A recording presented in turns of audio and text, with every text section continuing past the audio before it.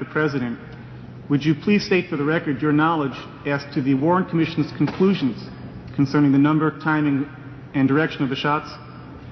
The Warren Commission conclusions reflected 3 shots being fired, the timing being somewhere between 4.8 and 7.9 seconds, depending on which of the 3 shots missed. They concluded that 3 were fired, only 2 hit. If the first and the third hit, then the total time span would have been approximately 5.6 seconds. If either the first or the third missed, then the time would be conceivably greater, as long as perhaps 7.9 or greater than that.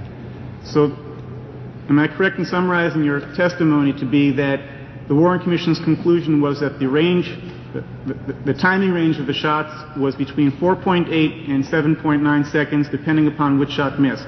Yes, sir, that's true. Now, what technical basis did the Warren Commission have for being able to determine the timing of the shots? They used the Zapruder film, which we're going to see in a little while, as a clock. The film was tested and the camera was tested, and it was found that it ran at an average running speed of 18.3 frames per second. Assuming that all of the shots came from behind, as the Commission did, and using this as a clock, it was determined that this was the most accurate way to reconstruct the assassination. Fine. Now, you've indicated that the Warren Commission was unable to determine exactly the timing sequence of the shots, and that was because the Warren Commission was unable to conclude which shot actually missed. In the Zapruder film itself, what is the time that elapses from the moment the President is first showing a reaction until the headshot? The first noticeable reaction on the film occurs at the first frame where he reappears from behind the road sign, which is Zapruder frame number 225. The headshot occurs at 3:13. The difference between the 2 frames would give the time span with which the Warren Commission claimed it happened, which would be, indeed, 5.6 seconds.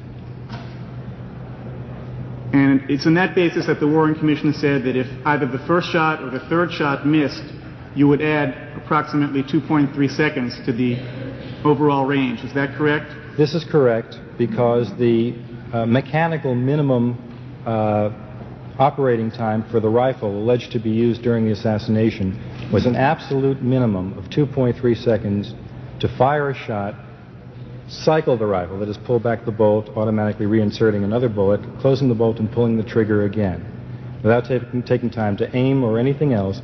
A minimum firing time of 2.3 seconds. That's how they arrived at that figure. Fine. Now, Mr. Groden, what wounds, to your knowledge, did the Warren Commission attribute to the 2 bullets that hit the occupants of the limousine? The second of the 2 bullets, which it was felt hit occupants of the limousine, was, of course, the fatal moment when the President's head explodes. The earlier shot striking anyone in the car, according to the Commission, first hit the President in the back, passing through his body, exiting from his chest or the lower part of his neck. The bullet then went on to hit Governor Connolly in the right shoulder, exiting the right side of his chest, entering and exiting his right wrist, and eventually burying itself in his left thigh. And is this the bullet that has become the source of what has been referred to as the single bullet theory? Yes, indeed it has. In other words, one bullet passing through both the President and Governor Connolly? That is correct. Mr. Chairman, at this time I would like to refer to JFK Exhibit F-273. It's been marked as an exhibit, and I would like to have it offered into the record. Without objection, it be entered into the record at this point. And prior to proceeding, Mr. Chairman, I would like to indicate for the record that the young lady sitting to Mr. Groden's left is Mrs. Chris Groden. The record may still show.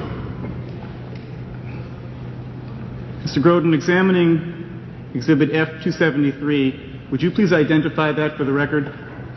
This is a chart depicting the relative positions of the 2 men, Governor Connolly and President Kennedy, at approximately the time where the Warren Commission established, in all probability, the first bullet struck. It was drawn by a Warren Commission critic, and to the best of my knowledge, it is quite accurate. Now, that chart then is based upon the photographic evidence? Indeed it is. The Zapruder film, basically, which showed, except for the moment behind the road sign, showed the position of the two men through the entire shooting sequence. What was the Warren Commission's conclusion as to the time that the first bullet struck President Kennedy? They concluded, because of a large tree, a live oak tree growing between the window Oswald was alleged to have fired from and the point where the President was in the car during the motorcade route, that no shot would have been fired before frame 210 because the view was obstructed by the tree. It can be seen very clearly from the Zapruder film that by the time the President reemerges from behind the sign at 224 to 225, that indeed he has already been hit and he's responding to the wound in a clutching motion. Therefore, they deduced the first bullet hit between frames 210 and 224. Now, Mr. Groden, what question about the single bullet theory is raised by this chart? The basic problem with what the chart represents is the alignment of the two men, both on a horizontal and a vertical plane. If indeed the bullet coming... I'm sorry, did I answer the question? No, that's fine. Okay. I was going to suggest the single bullet theory that one bullet went on through both men would have to follow a flight path from that particular window if Oswald was the assassin. Therefore, the bullet coming down, hitting the President in the back, exiting his throat, would have to have made some alteration in its flight path in order to hit Governor Connolly at the angle at which it did indeed strike him. And it would seem that the bullet would have had to make somewhat of a zigzag type of situation. That is, the bullet going through the President, perhaps doing something illogically, as it sounds, stopping in midair or being deflected somewhere along its route, hitting Governor Connolly, going through his body, making a slight right-hand turn to hit him in the right wrist, and then being deflected off the wrist almost 90 degrees to bury itself in his left thigh. This is the single bullet theory, not as presented. But at the time that the shot was supposed to happen, for that entire sequence from 210 to 224, for that bullet to have done this particular amount of damage, it must have taken a similar flight path to what I just described. So in summary then, are you suggesting that according to this chart, which is based upon the photographic evidence, the relative alignment of the two men in the vehicle was not consistent with the flight path of a single bullet? It would seem so, yes, sir. Going beyond this chart, what questions, if any, about the single bullet theory have been raised by the Zapruder film? Outside of the alignment of the two men, basically it's the timing of the shots, or the reactions of the two men. As mentioned before, when the President reemerges from behind the road sign, he does show definite signs of responding to a shot. Visually, at least, the Zapruder film shows no such evidence where Governor Connolly is concerned. Can you explain at this time in what way the single bullet theory is relevant to the Warren Commission's conclusion that the President was shot by a single gunman? Very simply, I would say it's this. If the President were hit between 210 and 224, it was requiring a minimum firing time of 2.3 seconds, or I believe it's 43 frames.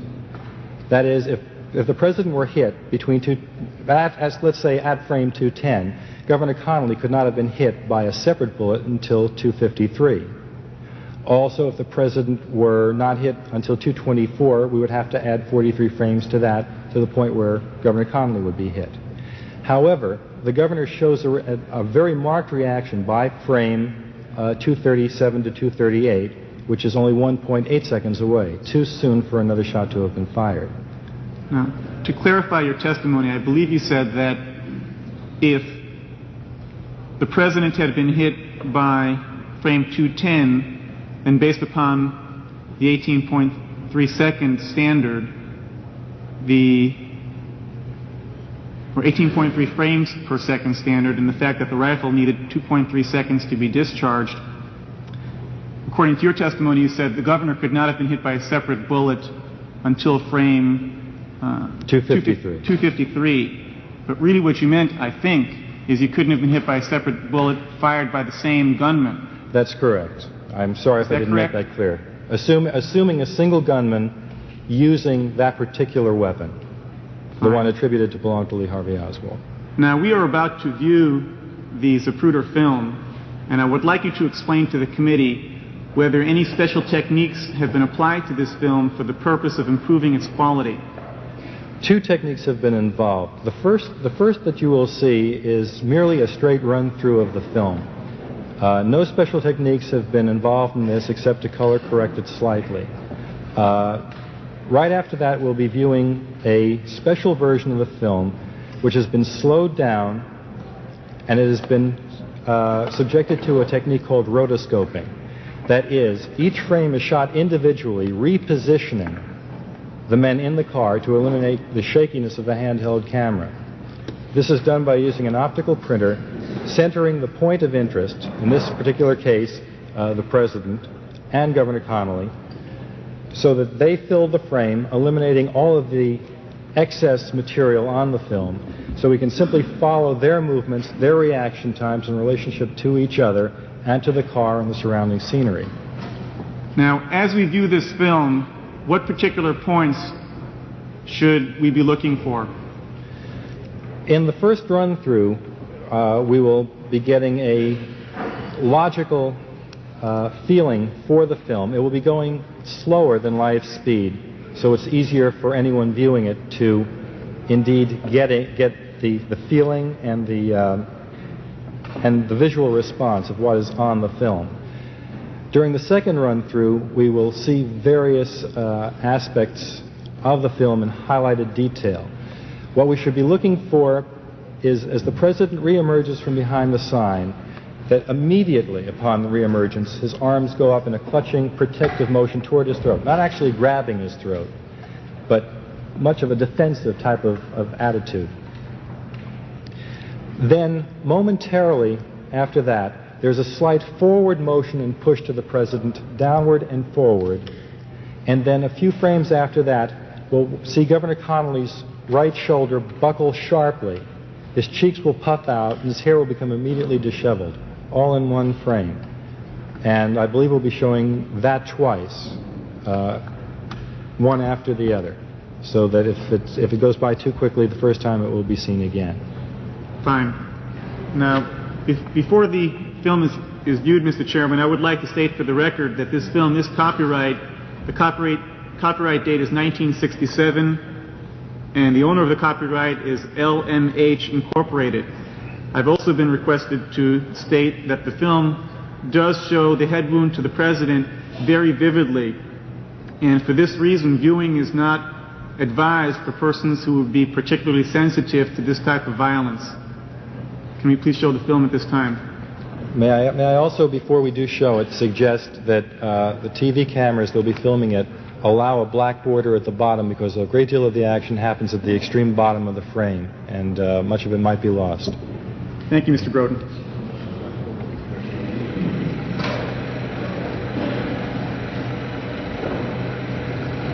Do you want me to narrate it?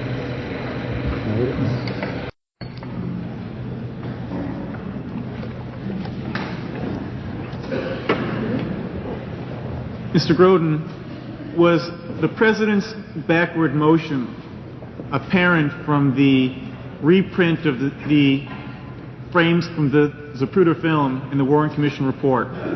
No, it wasn't apparent at all from the reprint. And what is the reason for that, sir?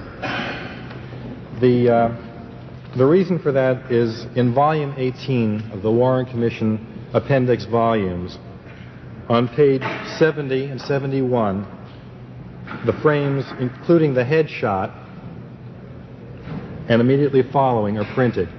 They are labeled top to bottom and then left to right, 313, 314, 315, and 316.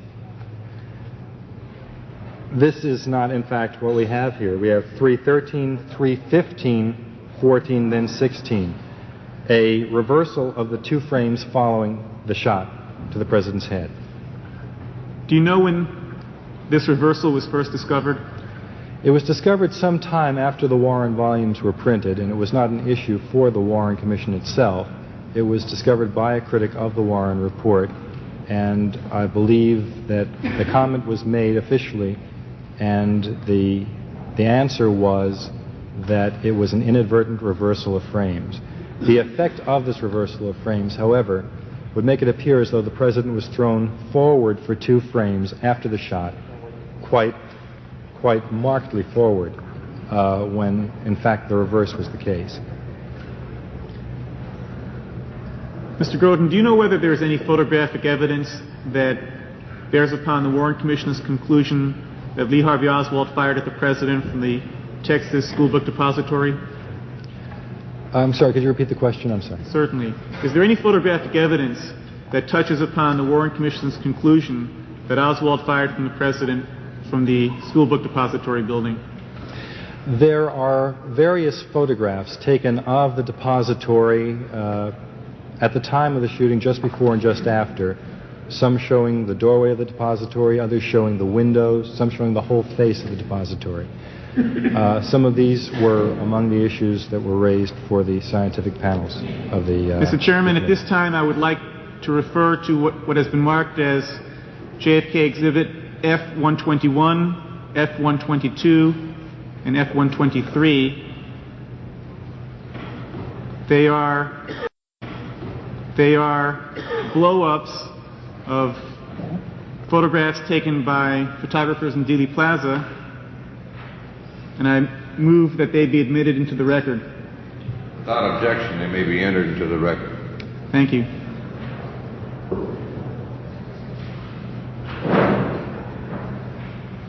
Mr. Groden, would you please identify each of these exhibits? The exhibit on the left is, on the top part of the left photograph, is a motion picture frame, one single frame taken from a film by Robert Hughes, just as the President's car was about to turn off of Houston Street onto Elm. On the bottom is a blow-up of the window, which was supposed to have been the window used by the assassin during the shooting, which will begin within seconds of this frame being taken. The one in the center, the photograph in the center, was taken by a man named Tom Dillard, who was a professional photographer. It is a newspaper photograph, and it shows the entire wall of the depository. This section which we see here is somewhat cropped to highlight the window, again the same window that the assassin was supposed to have used. It was taken an estimated 3 seconds after the final shot was fired, but that's probably a loose figure. Within seconds would be a more accurate statement. The final photograph, the one on the right, on the bottom, was a very similar photograph taken by an Army intelligence man by the name of Powell, who was standing diagonally across the corners of Houston and Elm, looking up. He took this photograph somewhere between 30 seconds and several minutes after the assassination. I am not clear as to the actual timing. On the top we see a blow-up of the window in question, which is the easternmost window on the south wall of the 6th floor of the Texas School Book Depository. Mr. Groden, do any of these exhibits show a clear image of Lee Harvey Oswald in the 6th floor window? They do not. The photographs as we see them here do not show a clear image of anybody. For what purpose did you bring these photographs to the attention of the committee? In the case of the Hughes film on the left, when the film is viewed in motion, it is clearly evident that at least the appearance of movement is within the window which Oswald is said to have used. There is also movement in the next set of windows. I felt that perhaps enhancement of this particular film in relevant frames of this entire sequence might show a comparison indicating movement within both windows, and perhaps if it could be clarified enough or enhanced enough, we might be able to pick out something such as the color of a shirt or clothing. I would not think that it would be clear enough to show anything in the way of features of an individual's face. The one in the middle, the Dillard photograph, could conceivably, since it was taken seconds after the shots were fired, could conceivably from this angle show some detail of someone still in that window in what was described as the sniper's nest, if indeed that's what it was. Again, I felt that given scientific analysis, which had not been done before to my knowledge, that if there were an image back there in the shadows, it could be enhanced to the degree of bringing out such an image, and it might show, due to the clarity of this particular photograph, if it was or was not Lee Harvey Oswald. In the final photograph, the one on the right, it had been charged that that shape, that whitish shape that we see in the window, could very well be the face and or head or portion of the body of the assassin. Therefore, I felt that with what was available to the public at that time, which was a very fuzzy black and white still, we might be able to determine whether that shape was or was not an assassin or someone in that window. To your knowledge, Mr. Groden, did the Warren Commission ever have the opportunity to do any sophisticated photo enhancement work on these materials? I would say they did not. There is absolutely nothing in the record indicating that they did on these specific photographs, at any rate. Excuse me, just a moment. I understand. The Members Committee having some difficulty understanding you. Since you're here to sort of turn away from your mic, could you pull your mic up closer and try to talk? Is that better? That's much better. Thank you. All right, do you want me to repeat what I just said, or? Would you please? Certainly. The question, would you repeat the question and I'll just... Certainly. My question was whether the Warren Commission had occasion to conduct any photo enhancement work on these materials. And my answer to the question was, to the best of my knowledge, they did not, and there's no indication in the records that they ever did.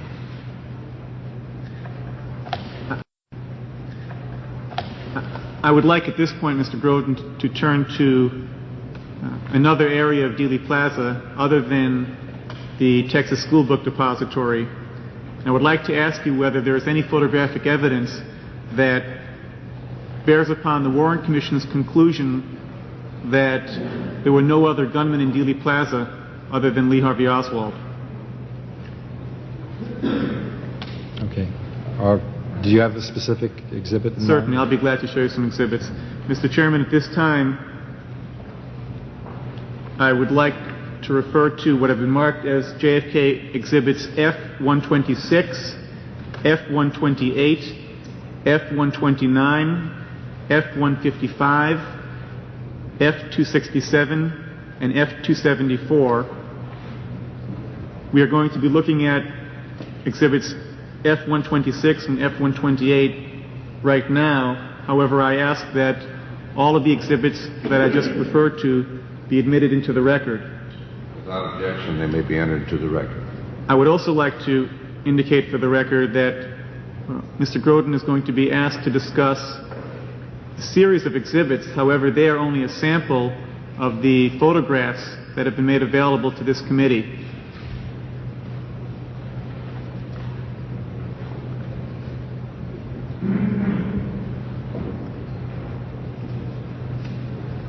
Mr. Groden, would you please identify these two exhibits? These two exhibits are photographs taken from the same negative.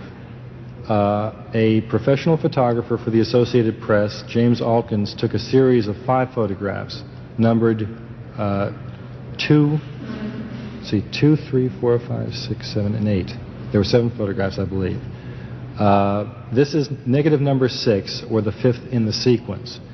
On the photograph, we see the entire photograph, including the sprocket holes of the film and the borders of the entire image. And on the right, we see an extreme blow-up of an area that includes the fire escape on what at the time was known as the Dallas Textile Building, and it shows a fire escape, and there is a man sitting on that fire escape. It's a black man with a white shirt and dark trousers, and directly below him is an open window of a broom closet. There is a shape coming out of the bottom of that window diagonally from upper right to bottom left. It's difficult, a little bit farther down, and a little bit to the left, down a little farther. There we go. That's the image. The question had been raised by various critics of the Warren Report. Was this a rifle or some weapon being projected through the window? And one of the reasons for asking this question is the shape does not appear later on in other photographs, and the man who is sitting on the fire escape appears to be in some form of distress in relationship to other photographs which show him sitting on that fire escape just moments earlier. Thank you. This time I'd like to have the witness make reference to JFK Exhibits 129 and 155.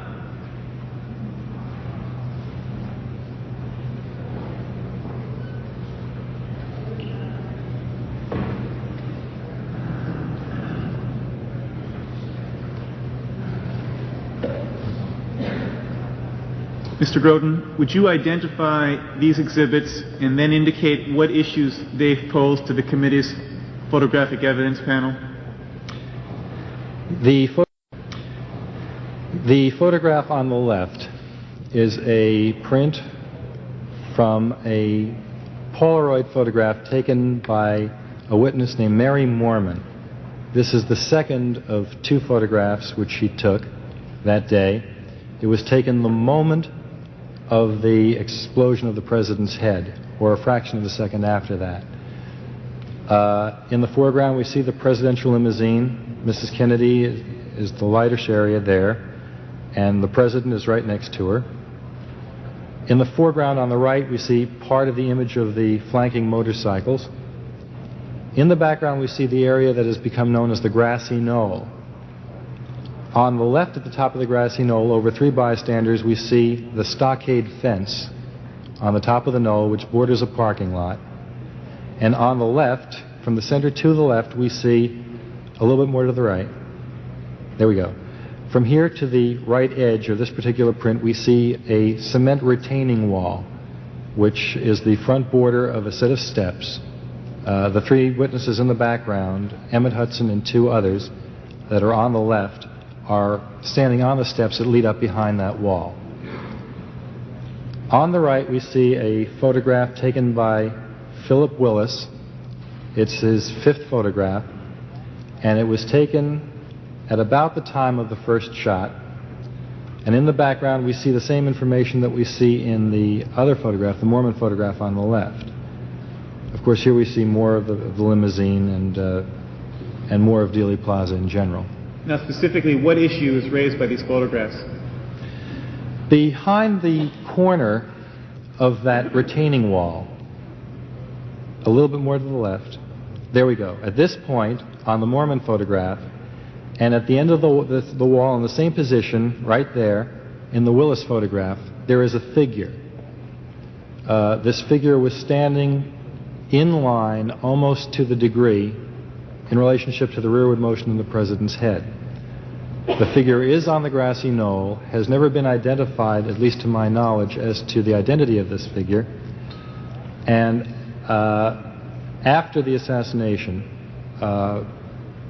there is some testimony in the record as to this figure running away to the west or to the north and being chased by other witnesses. The possibility that this could be a gunman on the grassy knoll is the reason why I raised the issue in the first place. There is somebody there. The question is, who was he and what was he doing there? And I felt that sufficient photo analysis of these and other photographs of the same person on the knoll, and there are some half dozen at least, might give some clue to his identity so he could be questioned in this matter. Thank you.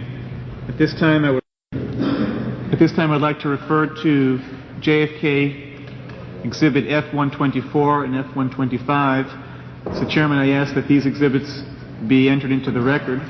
Without objection, they may be entered into the record. Before I ask you to discuss these photographs, Mr. Groden, I would like to clarify something. You made reference to one tape-recorded statement made by Miltier and to two other conversations as well.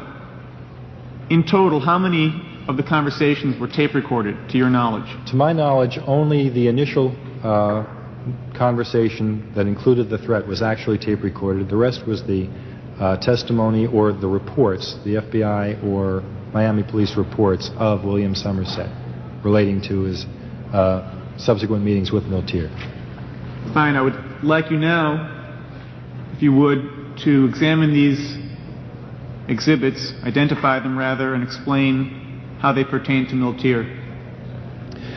As I described before, the photograph on the left, as we view it, is the number 5 negative, or the fourth in the series, taken by James Alkins. It shows, among other things, the fire escape that we saw before in the background on the left, which will indicate, again, it's a cross-reference to the other man.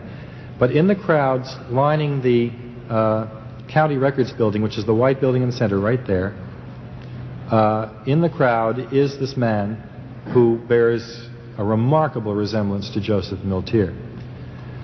The photograph on the right, the exhibit on the right, is on the bottom a blow-up of that section of that particular photograph, and on the top is a blow-up of a photograph taken in a photo booth where you go and put in your quarter and get 4 pictures. This is one of those frames, and it shows Miltier. Mr. Groden,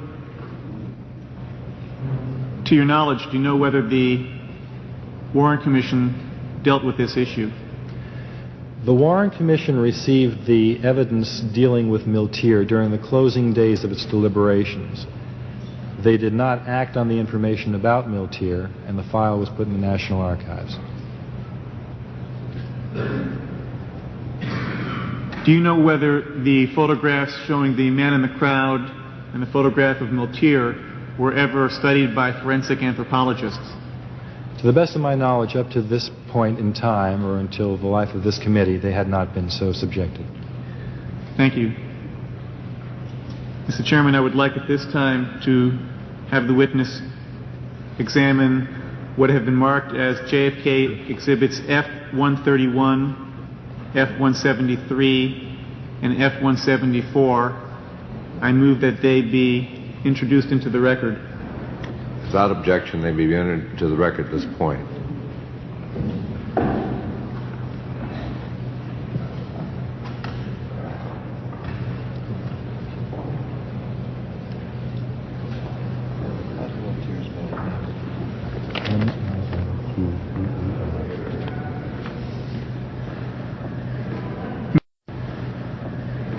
Mr. Groden, would you please identify these exhibits and explain what issues they raise?